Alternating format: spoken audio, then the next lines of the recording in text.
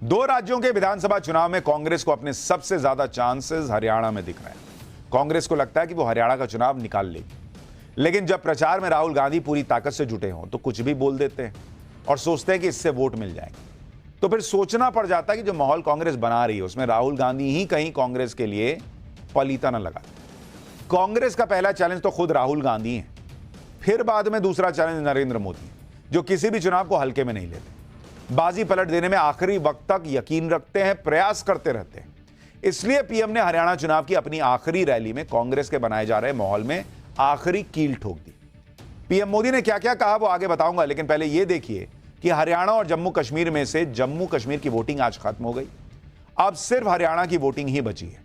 जम्मू कश्मीर में आज तीसरे और आखिरी चरण की वोटिंग हुई और आज की वोटिंग के साथ ही जम्मू कश्मीर का चुनाव निपट गया। अब हरियाणा की लड़ाई बची है। हरियाणा में 5 अक्टूबर को वोटिंग होगी। हरियाणा में प्रचार के आखिरी दौर में जिस तरह से राहुल गांधी 2 दिन से माहौल बनाने में जुटे हैं, उस पूरे माहौल को आज एक झटके में प्रधानमंत्री नरेंद्र मोदी की एक रैली ने फीका कर दिया। पीएम मोदी ने आज हरियाणा के पलवल में चुनावी रैली की और राहुल गांधी के उस झूठ और भ्रम की राजनीति की क्लास लगा दी, जिस झूठ और भ्रम की राजनीति से लोकसभा चुनाव में कांग्रेस ने अपनी सीटें बढ़ाई थी। और यही प्रयोग हरियाणा जैसे राज्यों के चुनाव में भी राहुल गांधी कर रहे हैं। लेकिन पीएम मोदी ने आज सबको इसका असली सच बताया। एक बार सुनिए प्रधानमंत्री मोदी ने आज क्या कहा। कांग्रेस देशभक्तों की एकता तोड़ने के लिए नए नए प्रयोग कर रही है। लोकसभा चुनाव के दौरान उसने यही झूठ के प्रयोग किए थे। महात्मा गांधी सत्य के प्रयोग करते थे, ये झूठ के प्रयोग करते हैं। अब यहां हरियाणा में भी कांग्रेस उसका विस्तार कर रही है। साथियों, कांग्रेस को यह लगता है कि उसका अपना वोट बैंक तो पक्का है। वो सोचती हैं कि बटेंगे, लड़ेंगे वो लोग जो भारत से प्रेम करते हैं। हमें कांग्रेस की सोच और साजिश को कभी भी सफल नहीं होने देना है। लोकसभा चुनाव में राहुल गांधी खूब आरक्षण, संविधान सबकी बात कर रहे थे और इसकी बात करके कुछ सीटों का फायदा भी उठा लिया। लेकिन राजनीति में हर बार ऐसी स्टंटबाजी नहीं चल सकती। झूठ और भ्रम की राजनीति से जो दूसरों के लिए गड्ढा खोदता है, कभी ना कभी उस गड्ढे में वो खुद गिरता है। राहुल गांधी के साथ आजकल यही हो रहा है। बीजेपी ने राहुल गांधी की वो बात पकड़ ली है जिसमें राहुल गांधी ने अमेरिका जाकर कहा था कि जब देश में समानता होगी तो आरक्षण खत्म करने के बारे में कांग्रेस विचार करेगी। राहुल गांधी की इस बात पर बीजेपी लगातार हमलावर है और राहुल गांधी इस पर सफाई देते घूम रहे हैं। लेकिन कांग्रेस का जो नुकसान होना था वो तो राहुल गांधी ने करा दिया। कांग्रेस के जख्म पीएम मोदी ने हरे कर दिए जब आज ये बोल दिया कि कांग्रेस आरक्षण खत्म करने का मन बना चुकी है और हरियाणा उसके लिए इसी का टेस्ट करने वाला स्टेट हो सकता है। सुनिए प्रधानमंत्री ने आज आरक्षण को लेकर क्या कहा। कांग्रेस ने आरक्षण खत्म करने का प्लान बना लिया है और उनके लिए हरियाणा इसका टेस्ट स्टेट होने वाला है। लेकिन साथियों, जब तक बीजेपी है, जब तक मोदी है, एससी और ओबीसी समुदाय को संविधान से मिले आरक्षण का हक कोई नहीं छीन सकता। कांग्रेस सिर्फ इसी बात में नहीं फंसी हुई है कि राहुल गांधी ने आरक्षण पर बिना सोचे समझे कुछ बोल दिया। कांग्रेस की मुसीबत उसकी गुटबाजी भी है, क्योंकि भूपेंद्र सिंह हुड्डा और कुमारी शैलजा के झगड़े की हरियाणा में हर जगह चर्चा है। कुमारी शैलजा हरियाणा में कांग्रेस की दलित नेता हैं, इसलिए कांग्रेस पर यह आरोप लग रहे हैं कि एक दलित नेता को वो सम्मान नहीं मिल रहा जो मिलना चाहिए।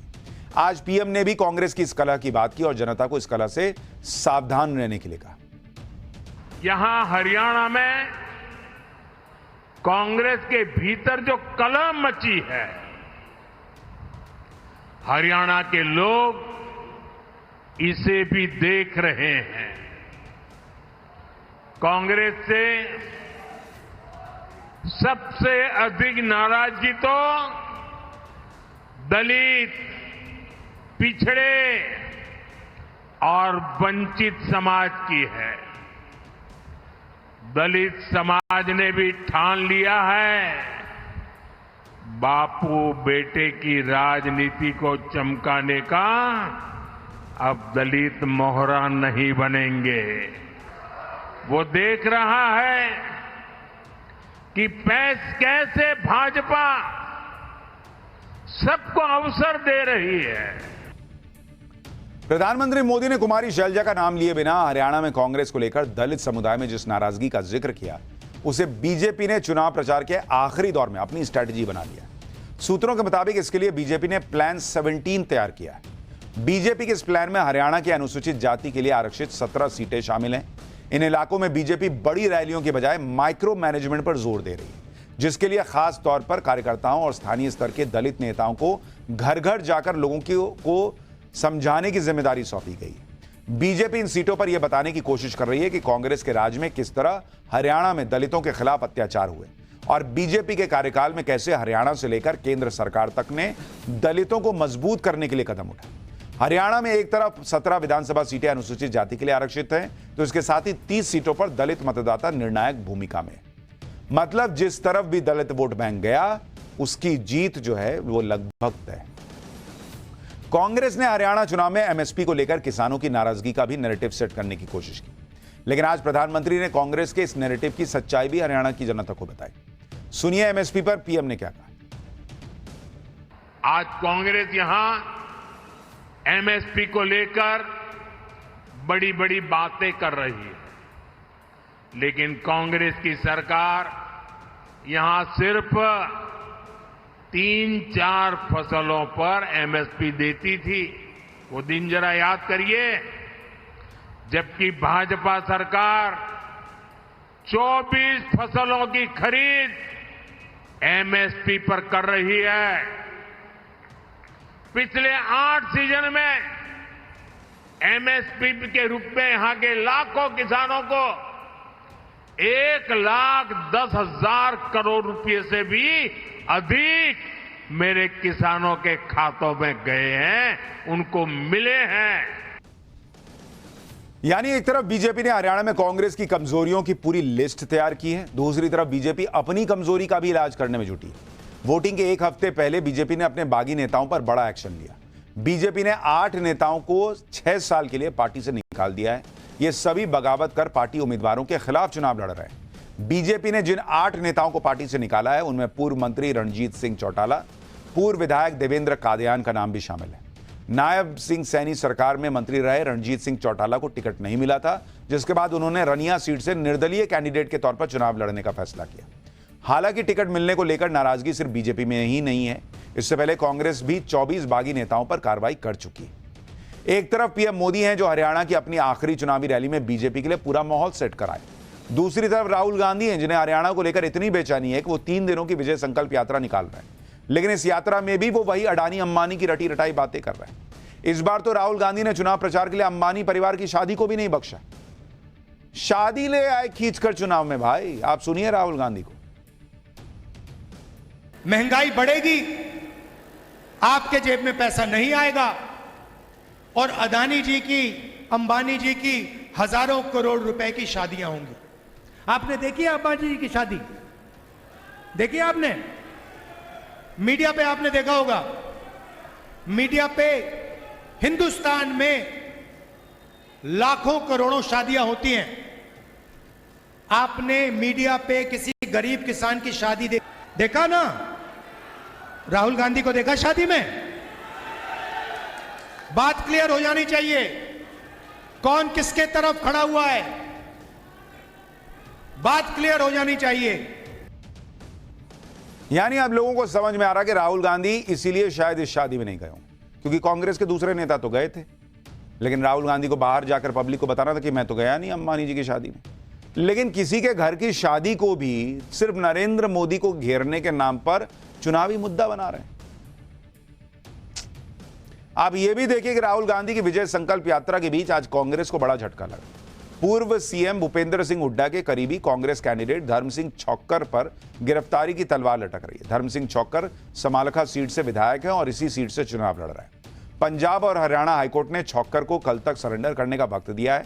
अगर वो सरेंडर नहीं करते तो पुलिस उन्हें गिरफ्तार कर लेगी। आरोप है कि छौक्कर के खिलाफ कोर्ट से गैर जमानती वारंट जारी है। इसके बावजूद वो खुलेआम चुनाव प्रचार कर रहे हैं, जबकि उनकी अग्रिम जमानत याचिका भी खारिज हो चुकी है। हरियाणा में तो टक्कर बीजेपी और कांग्रेस के बीच में नजर आ रही है, लेकिन जम्मू कश्मीर में मुकाबला बीजेपी और इंडी गठबंधन के बीच है। हालांकि चुनावी नतीजों के से पहले के टेस्ट में प्रधानमंत्री मोदी ने बाजी मारी थी, क्योंकि आर्टिकल 370 हटाए जाने के बाद यह जम्मू कश्मीर का पहला चुनाव है। जिस तरह बाकी चरणों की तरह आखिरी चरण में भी भर भर के वोटिंग हुई है, उसने साफ कर दिया कि नरेंद्र मोदी ने कश्मीर को ऐसी स्थिति में तो पहुंचा दिया है कि लोग बिना डरे वोट डालने के लिए घरों से तो निकल रहे हैं। 18 सितंबर को पहला चरण था, 61% से ज्यादा वोटिंग हुई। दूसरे चरण में 57% से ज्यादा वोटिंग हुई, और जो तीसरा चरण जिसमें 40 विधानसभा सीटें थी, उसमें तो 67% से ज्यादा वोटिंग की खबर है। आखिरी चरण में जम्मू कश्मीर के जिन इलाकों में वोटिंग हुई उनके बारे में सुन लीजिए। तीसरे फेज में आज जम्मू कश्मीर के 7 जिलों की 40 विधानसभा सीटों पर वोट पड़े हैं। जम्मू रीजन की 24 और कश्मीर घाटी की 14 सीटें इसमें थी। इस फेज में संसद हमले के आरोपी रहे अफजल गुरु के बड़े भाई एजाज अहमद गुरु भी सोपोर सीट से कैंडिडेट है, जबकि नॉर्थ कश्मीर की लंगेट सीट से इंजीनियर राशिद के भाई खुर्शीद अहमद शेख चुनाव लड़ रहे हैं। कभी कश्मीर में आतंक का सबसे बड़ा गढ़ रहे सोपोर में भी आज जमकर वोटिंग हुई। जो सोपोर आतंकवाद, अलगाववाद और चुनाव बॉयकॉट का केंद्र माना जाता था, जहां वोटिंग के दिन का मतलब पथराव, बवाल और कर्फ्यू होता था, उसी सोपोर में आप देखिए कैसे लंबी लंबी सुबह से लाइनें लगी हुई थी। 35 साल का वोटिंग का रिकॉर्ड टूट गया बॉस। चुनाव आयोग के आंकड़ों के मुताबिक सोपोर में 41% से ज्यादा वोटिंग हुई है, जहां लोग चुनाव का बॉयकॉट करते थे। जम्मू कश्मीर के चुनाव में कोई भी जीते, लेकिन सबसे बड़ी जीत देश की हुई है, क्योंकि जिस तरह से बम्पर वोटिंग के साथ चुनाव करवाया गया, उससे देश विरोधी ताकतों को मुंहतोड़ जवाब मिला। उन इंटरनेशनल ताकतों को मुंहतोड़ जवाब मिला जो कश्मीर को लेकर भारत विरोधी एजेंडा चलाते थे, और उस पाकिस्तान को जवाब मिला जो यह फैलाता था कि देखिए कश्मीर के लोग तो चुनाव में वोट ही नहीं देना चाहते, वो भारत के साथ रहना नहीं चाहते। अरे भैया देखो कैसे रहना चाहते हैं। पाठशाला में अब अगला चैप्टर, काशी के मंदिरों से अचानक क्यों गायब हो रही है साईं बाबा की मूर्तियां। साईं बाबा से जुड़ी वो खबर जिसने पूरे देश में हड़कंप मचा दिया है।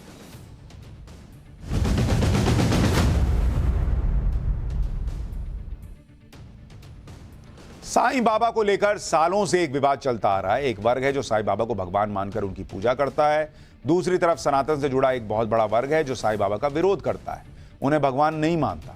लेकिन इस बार यह विरोध इतना बढ़ गया कि सनातन मंदिरों से साईं बाबा की मूर्तियां हटनी शुरू हो गई। यह वाराणसी का प्रसिद्ध बड़ा गणेश मंदिर है, जिसकी तस्वीर हम आपको दिखा रहे हैं, जहां 11 साल पुरानी यह तस्वीर 11 साल पुरानी साईं बाबा की मूर्ति को हटा दिया गया। इस मूर्ति को 11 साल पहले यहां स्थापित किया गया था, लेकिन अब मंदिर से साईं बाबा की इस मूर्ति को पूरी तरह हटा दिया गया। साईं बाबा की मूर्ति को अब इस वीडियो के वायरल होने के बाद देश भर में साईं भक्त नाराज हो गए, सवाल कर रहे हैं कि मंदिरों से साईं बाबा की मूर्तियां हटाई क्यों जा रही हैं। लोगों को इस बात की हैरानी है कि वाराणसी के जिस मंदिर में 11 साल पहले बड़ी धूमधाम से साईं बाबा की मूर्ति को विराजित किया गया, आज उसी मंदिर के लोगों ने मूर्ति को हटाने का विरोध क्यों नहीं किया। देखिए वहां पे जगह खाली हो गई। 11 साल से साईं बाबा की मूर्ति थी यहां पर। दरअसल पिछले कुछ दिनों से केंद्रीय ब्राह्मण सभा ने वाराणसी में मंदिरों में साईं बाबा की मूर्तियों का विरोध शुरू कर दिया। इस विरोध के बाद काशी के 14 मंदिरों से साईं बाबा की मूर्तियां हटा दी गई। केंद्रीय ब्राह्मण सभा का मानना है कि साईं बाबा की पूजा करना सनातन विरोधी है। इसके अलावा यह भी कहा गया है कि हिंदू मंदिरों में किसी फकीर की मूर्ति की पूजा करके उन्हें भगवान का दर्जा नहीं दिया जा सकता। केंद्रीय ब्राह्मण सभा ने यह भी तर्क दिया कि साईं बाबा मुस्लिम धर्म से आते हैं, इसलिए ऐसे काशी के मंदिरों में साईं की प्रतिमा को स्थापित करना महापाप है, इसलिए मंदिरों से साईं बाबा की मूर्ति हटनी चाहिए। हालांकि पहले भी काशी के मंदिरों से साईं बाबा की मूर्तियां हटाई गई थी, लेकिन तब कई मूर्तियों को तोड़ा गया था। इस बार मूर्तियों को बिना किसी तरह के नुकसान पहुंचाए हटाया गया है। काशी में साईं बाबा की मूर्ति को हटाने के बाद किस तरह का माहौल है, इस पर हमारे सहयोगी की एक रिपोर्ट देखिए। इसके बाद इस मंदिर के साईं बाबा की पूजा करने वाले पुजारी ने क्या कहा है वो भी सुनवाऊंगा। उनके भक्त के साथ हमारी पूरी सहानुभूति है और हम उनके साईं जी के विरोध में नहीं है, उनका एक अलग से मंदिर होना चाहिए और हमारे सनातन धर्म के मंदिर में उनकी कोई जरूरत नहीं है। लेकिन जब उनकी प्राण प्रतिष्ठा यहाँ पर हुई होगी या फिर जो उनकी प्रतिमाएं जब लगाई गई होंगी तो क्या इन बातों का ख्याल नहीं रखा गया था? नहीं, उस समय इस प्रकार का कोई उल्लेख नहीं था। एक लहर चल रही थी, जैसे एक पीक का लहर है कि नहीं, मतलब हर जगह लोगों ने अपनी स्थापना, गली चौराहे, छोटे बड़े मंदिर पर, उनके भी अनुयायी बहुत से थे, उसी अनुयायियों में से एक अनुयायी ने जो है यहाँ उनकी स्थापना कराई। लेकिन जब उनके जो अनुयायी यहाँ पर आएंगे, भक्त आएंगे यहाँ पर मंदिर में दर्शन करने के लिए और साईं की प्रतिमा जब नहीं देखेंगे तो कहीं ना कहीं जो उनकी आस्था है उसको ठेस पहुंचेगी, तो उनको किस तरीके से आप समझाएंगे? उन लोगों से हम यही कहना चाहेंगे कि इसके लिए वह हमारे सनातन धर्म के व्यवस्था को जो है वह कबूल करें और अपना जो है, हम लोगों से यही है कि जहां अलग से साईं मंदिर हो वहां जाकर के वो अपना दर्शन पूजन करें। पिछले कई सालों से साईं बाबा को लेकर विवाद चला ही आ रहा है। साईं बाबा को भगवान मानने के विरोध को लेकर शंकराचार्य से लेकर बाबा बागेश्वर के अपने अपने विचार हैं। इनके बारे में आपको आगे बताऊंगा कि बागेश्वर बाबा इस विवाद पर क्या बोलते हैं, साईं बाबा को लेकर क्या बोलते हैं। लेकिन उससे पहले साईं बाबा को लेकर उस विवाद के बारे में आपको बताता हूं जिसके बाद पूरे देश में साईं बाबा को लेकर विरोध बढ़ता चला गया। दरअसल जून 2014 में शारदा पीठ के शंकराचार्य स्वामी स्वरूपानंद सरस्वती ने साईं बाबा को लेकर एक बयान दिया था। उन्होंने कहा कि साईं बाबा भगवान नहीं है और उनकी पूजा नहीं की जानी चाहिए। शंकराचार्य का यह दावा था कि साईं बाबा मुसलमान थे। हालांकि इस तथ्य पर अभी तक बहस चल रही है। स्वरूपानंद सरस्वती ने यह भी कहा था कि हिंदू मंदिरों में साईं बाबा की पूजा करना हिंदू धर्म को विभाजित करने की साजिश है। इसके बाद अगस्त 2014 में छत्तीसगढ़ में हुई धर्म संसद में भी साईं बाबा के बारे में कई विवादास्पद बातें कही गई। शंकराचार्य के इस तरह के बयानों के बाद देश भर के साईं भक्तों ने इसका बहुत विरोध किया। विवाद कोर्ट तक चला गया। शंकराचार्य के बयानों को लेकर मुंबई के साईं धाम ट्रस्ट ने कोर्ट में केस कर दिया। अक्टूबर 2014 में साईं शंकराचार्य विवाद सुप्रीम कोर्ट तक चला गया, जहां सुप्रीम कोर्ट ने हस्तक्षेप करने से साफ इनकार कर दिया। कोर्ट ने कहा कि यह धर्म और आस्था का मामला है भाई, कोर्ट इस मामले में कोई भी निर्देश नहीं दे सकता। यानी यह मामला कोर्ट तक पहुंच चुका है। लेकिन सुप्रीम कोर्ट की इस टिप्पणी के बाद साईं बाबा को लेकर चल रहे विवाद का कोई निष्कर्ष ही नहीं निकल पाया। साईं बाबा को मानने वाले लोग अब भी साईं बाबा की पूजा करते हैं, लेकिन सनातन से जुड़े बहुत से लोग आज भी साईं बाबा का विरोध कर रहे हैं। वाराणसी की इस घटना के बाद देश में साईं भक्तों को इस बात की आशंका है कि अब यह विरोध पूरे देश में बढ़ सकता है। काशी में साईं बाबा की मूर्ति हटाने पर काशी के लोग क्या कह रहे हैं, पहले यह सुनिए। इसके बाद बाबा बागेश्वर का वो बयान सुनवाऊंगा जिसके बाद विवाद खड़ा हो गया था। एक भावना चली है कि जो है कि यहाँ पर पहले साईं बाबा के यहाँ प्रतिमा थी, उस समय सोच समझ करके लगाना चाहिए था यहाँ पर कि गणेश मंदिर है, यहाँ और प्रतिमा नहीं होनी चाहिए। तो पहले तो यही गलती हुई और फिर दोबारा जो है प्रायश्चित किया गया कि भाई जो है यहाँ नहीं होना चाहिए।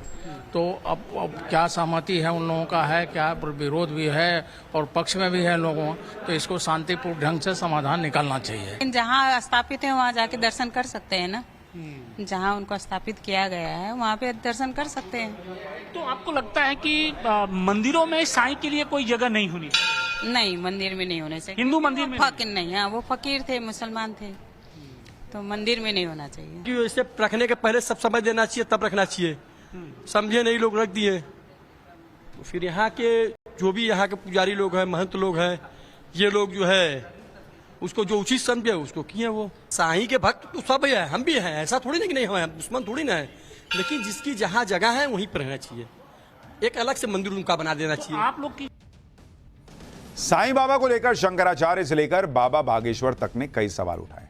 हालांकि इसका दूसरा पहलू यह भी है कि बहुत से लोगों के मन में साईं बाबा को लेकर अब भी कई सवाल हैं। इसलिए बाबा बागेश्वर के दरबार में बहुत से लोग साईं बाबा को लेकर सवाल पूछ ही लेते हैं। इस पर बाबा बागेश्वर ने क्या जवाब दिया था, पहले वो सुनिए। इसके बाद साईं बाबा पर विदेशों में किस तरह की बातें कही गई हैं उसके बारे में भी बताऊंगा। हमारे धर्म के शंकराचार्य जी ने साईं बाबा को देवताओं का स्थान नहीं दिया है और शंकराचार्य की बात मानना प्रत्येक सनातनी का धर्म है, क्योंकि वो अपने धर्म के प्रधानमंत्री हैं। और कोई भी संत, चाहे हमारे धर्म पंथ के हों, धर्म के हों, चाहे वो गोस्वामी तुलसीदास जी हों या सूरदास जी, संत हैं, महापुरुष हैं, युग पुरुष हैं, कल्प पुरुष हैं लेकिन भगवान नहीं है। तो अपनी निजी आस्थाओं पर हम बोलने, आप लोगों की अपनी अपनी निजी आस्थाएं, किसी की आस्था को हम ठेस नहीं पहुंचा सकते। और इतना कह सकते साईं बाबा संत हो सकते हैं, फकीर हो सकते हैं, भगवान नहीं हो सकते हैं।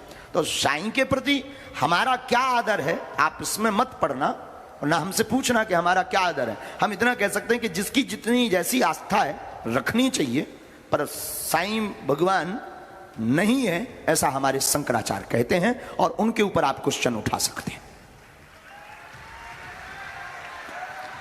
वैदिक धर्म की पूजा के लिए ऐसा है कि अगर कोई वैदिक धर्म में आ रहा है तो घर वापसी तो हमारा अभियान है, कोई दिक्कत नहीं। साईं बाबा कौन थे, क्या थे, इसके बारे में सटीक जानकारी किसी के पास नहीं है, क्योंकि साईं बाबा का जन्म कहां हुआ था, उनके माता पिता कौन थे, इसे लेकर सटीक जानकारी किसी के पास नहीं। इसके अलावा कोई उन्हें हिंदू बोलता है, कोई उन्हें मुसलमान कहता है, इसे लेकर हर किसी के अपने अपने तर्क हैं।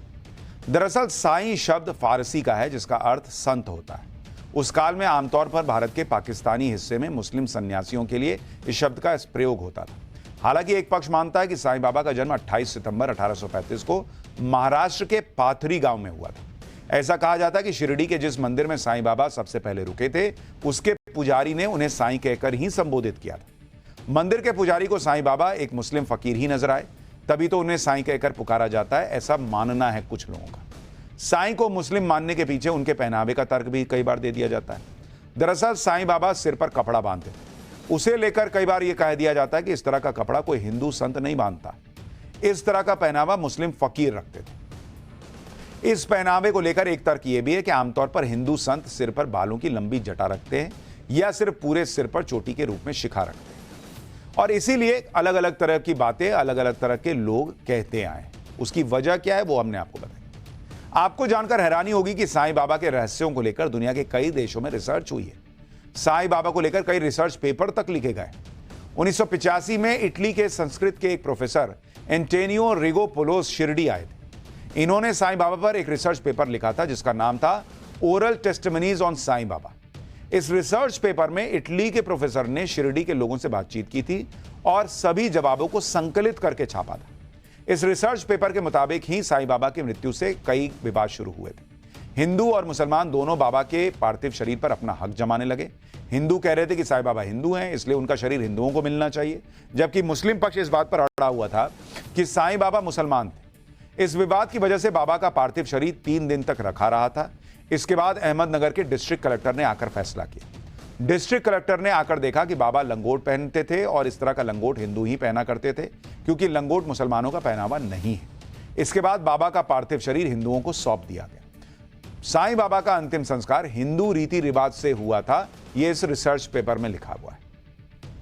इस घटना के बाद ही शिरडी में साईं बाबा का भव्य मंदिर का निर्माण हुआ जहां लाखों लोग जाते हैं। लेकिन एक बार फिर यह विवाद खड़ा हुआ है, पता नहीं कहां जाकर रुकेगा। पाठशाला में अगली क्लास। भारत का भगोड़ा जाकिर नाइक पाकिस्तान पहुंचा। क्या बड़ा होने वाला? भगोड़े जाकिर पर पाकिस्तान में फूलों की बारिश, रेड कारपेट पर वेलकम, क्या संकेत है? अब इसका चैप्टर।